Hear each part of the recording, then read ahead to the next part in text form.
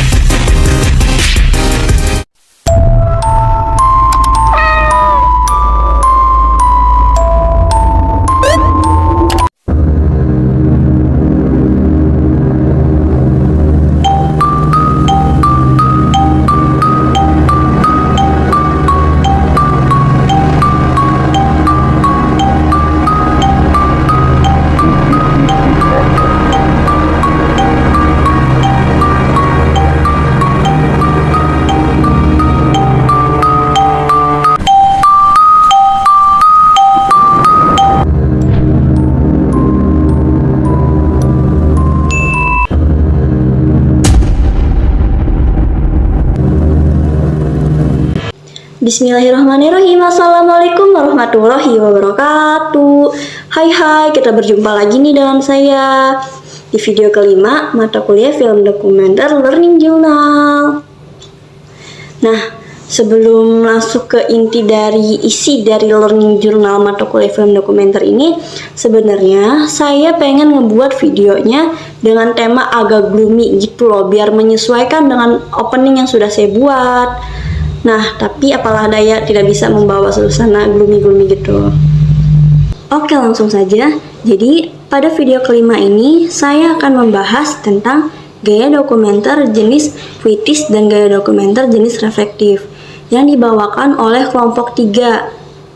Sebelumnya, teman-teman udah pada tahu belum sih pengertian dari apa itu gaya dokumenter jenis puitis dan gaya dokumenter jenis reflektif ini?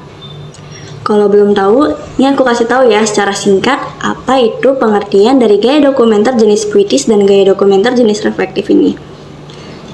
Nah, yang pertama ada gaya dokumenter puitis. Jadi, gaya dokumenter puitis ini adalah video yang merekam hanya fokus pada penampilan visualnya saja. Pada gaya dokumenter jenis puitis ini menolak teks atau narasi yang dibuat. Jadi, alur yang dibangun dari gaya dokumenter jenis puitis ini hanya dapat dibangun melalui adegan atau gambar yang sudah dibuat secara indah dan puitis.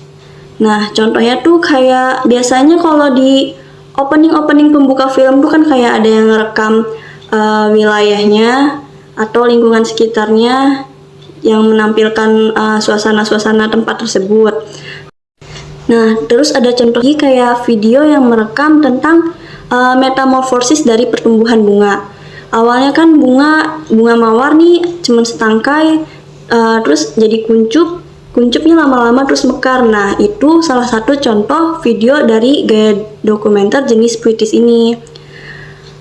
Kunci dari gaya dokumenter jenis puitis ini adalah dalam prosesnya harus indah dan visualnya tuh sangat-sangat estetik kalau kata orang-orang zaman sekarang ya. Pokoknya gaya dokumenter jenis puitis ini bisa membawa para penontonnya tuh terbawa suasana dengan keindahan yang telah ditampilkan pada video yang telah dibuat. Nah, udah deh, itu penjelasan sekilas tentang gaya dokumenter jenis puitis ini. Lanjut ke materi berikutnya, yaitu gaya dokumenter jenis reflektif. Nah, gaya dokumenter jenis reflektif ini nggak beda jauh dengan pengertian gaya dokumenter puitis. Kenapa? Karena pada gaya dokumenter reflektif ini memfokuskan juga pada adegan yang telah ditampilkan. Nah, jadi selain memfokuskan pada adegannya, sutradara juga harus memfokuskan tentang pesan yang akan ditampilkan pada gaya dokumenter jenis reflektif ini. Pesan yang ditampilkannya ini kayak yang mengunggah kesadaran tentang pandangan masyarakat. Contohnya, ada video perbandingan tentang laut yang bersih dan laut yang kotor. Yang pertama, direkam dulu tuh video laut yang bersih, yang indah, yang enak dilihat aja. Terus yang keduanya ditampilkan juga video laut yang kotor, kayak di situ banyak sampah-sampah yang dihasilkan oleh ulah manusia. Jadi kan pertama kita ditampilkan tuh ya pemandangan laut yang indah, sejuk juga kan ke mata, enak dilihat. Terus yang kedua kita ditampilin laut yang udah tercemar oleh ulah nakal manusia yang tidak mau membuang sampah kepada tempatnya.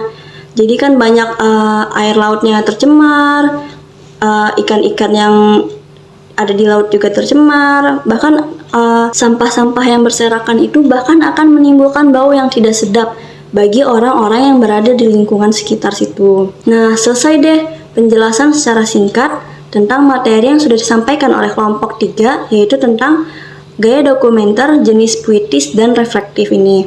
Sebenarnya, kata Pak Adi itu gaya dokumenter jenis puitis dan reflektif ini lebih mengacu pada seni, yang dimana seni masing-masing orang itu kan berbeda. Jadi, masing-masing orang itu mempunyai pengertian yang berbeda tentang gaya dokumenter jenis ini. Next deh kita ke pembahasan berikutnya, yaitu resensi film. Nah, pada kesempatan kali ini kelompok 3 meresensikan film yang berjudul Surat Kecil Untuk Tuhan. Keke merupakan seorang tokoh utama yang terkena penyakit kanker ganas pada film Surat Kecil Untuk Tuhan. Nah, Keke ini semasa hidupnya cukup terbilang menjalani kehidupannya dengan ceria dan baik. Dan ketika Keke mengetahui bahwa ia terkena penyakit kanker ganas, segala upaya telah dikerahkan oleh keluarga dan teman-temannya yang di sekitarnya untuk membantu Keke agar ia bisa sembuh dari penyakit kanker ganas ini. Tetapi apalah takdir berkata lain, Keke hanya bisa memasrahkan dirinya kepada Tuhan yang telah menciptakannya. Nah, di dalam ceritanya ini, Keke menuliskan surat untuk dia dan Tuhannya. Dalam suratnya itu, ia menuliskan tentang kepasrahan dirinya. Nah, untuk cerita lebih lanjutnya, teman-teman bisa menontonnya sendiri di YouTube ya. Nah, cukup sekian deh video yang saya buat untuk memenuhi tugas mata kuliah film dokumenter. Kurang lebihnya mohon maaf apabila ada kata-kata yang kurang dipahami dan menyinggung. Wassalamualaikum warahmatullahi wabarakatuh.